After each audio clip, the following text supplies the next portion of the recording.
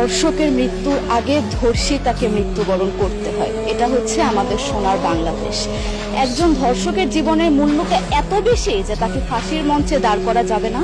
আমরা বাংলাদেশে কয়জন ধর্ষকের নাম জানি যাকে কঠোর থেকে কঠোরতম শাস্তি দেওয়া হয়েছে, যাকে ফাঁসির মঞ্চে দাঁড় করা হয়েছে? আমরা কি আদৌ কেউ জানি? জানি না।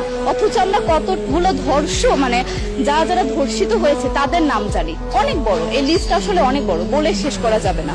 কুমিল্লার তনু, মাগুরার আসিয়া, 2 দিন আগেও কিশোরগঞ্জে 8ম শ্রেণীর একটি ছাত্রীকে বাসা থেকে তুলে নিয়ে ধর্ষণ করা হচ্ছে।